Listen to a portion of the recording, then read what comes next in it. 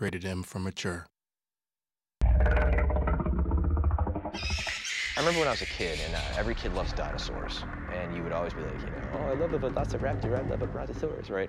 And you could have that chart where you could see the scale of all the dinosaurs, and you'd have that one poor guy who was like 5'9", standing there looking nervous next to the stegosaurus and the brachiosaurus and everything, and you have that sense of scale. And I think if you're creating a cool video game universe with monsters, you want to have everything from something that's knee-high to him all the way to something that's 10 to 15 plus stories high and everything in between.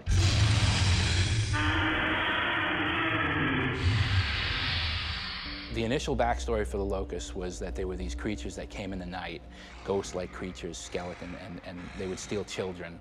There's a myth and a legend in the world of Sarah that would scare their children, that creatures come at night, or the boogeyman will get you at night, he'll take the child away if he's not good. Well, over the history of the planet, that's been happening. They've been taking children and stuff, and so what was a real event has become that sort of mythos of legend of, oh, the boogeyman's going to get you. In Gears 2, we're going underground, and it was an opportunity to bring in some of these newer baddies, right? One of the key changes that we have this time around, which actually affected how we balance the game, is the fact that the Locusts have a lot more hit reactions. So when the player shoots a few bullets into a Locust chest, the Locust will actually react in a believable fashion and stumble. And when you have a big boomer coming at you with a butcher knife and he's running at you, and you shoot him and he ducks his head and puts his shoulder into it, and you're shooting into his arm, and he's still trying to running against that fire hose, it feels really strong. I'd say the biggest thing is we have expanded our AI family by quite a bit. There's lots of different creature types, and there's lots of new ways that the creature types interact with each other.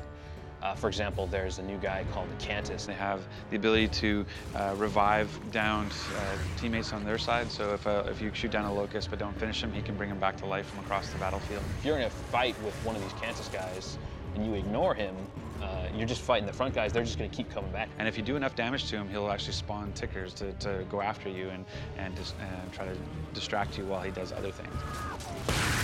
I love the tickers. The tickers are my new favorite enemy. It's sort of like a moving, walking landmine. Tickers! Their whole purpose is kamikaze, so they just kind of scurry around and hide until they see you, and then they'll just charge you, and once they get close to you, they kind of like, flex their muscles on their back and blow up this bomb that's on their back, so.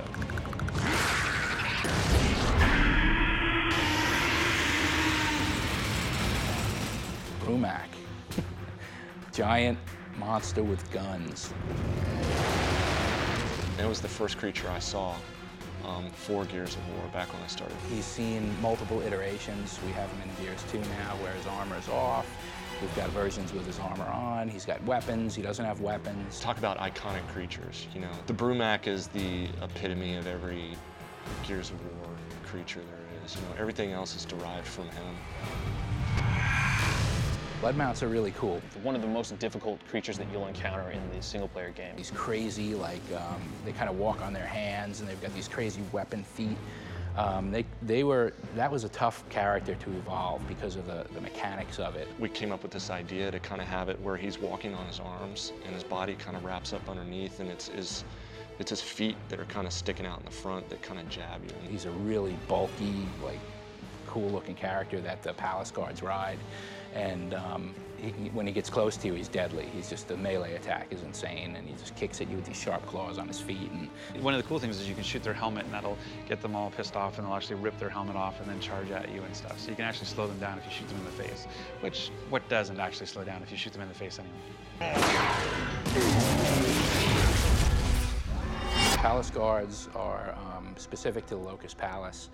He's essentially a Theron, but a crazy, mental, much more badass Theron. I think the one word that we do use most often, and probably daily, is badass. I think it's my art director, Chris Perna, it's his favorite word. Right. So he's got this crazy, shiny armor and stuff. He's highly visible, but he's highly deadly. Scourge is the new big bad, as we like to call them, in Gears 2, and he's the Locust higher-up, kind of high priest kind of character.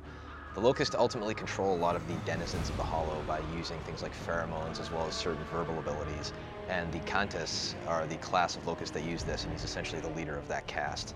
And he's incredibly agile, and he wields a burst pistol as well as a double-ended chainsaw staff, which is very useful for doling out a lot of pain. Scourge is our ROM 2.0, although he's badder than ROM. I'd say Scourge probably lays awake at night thinking about ways to hack people apart and separate them and eviscerate them. Scourge would eat Rom for breakfast, basically, yeah. I think if you were to compare Rom to Scourge and use cars as an example, I think Rom would be the Humvee, where Scourge would be the Ducati bicycle. It's a steak versus foie gras. It's flip-flops versus boots. I can keep going.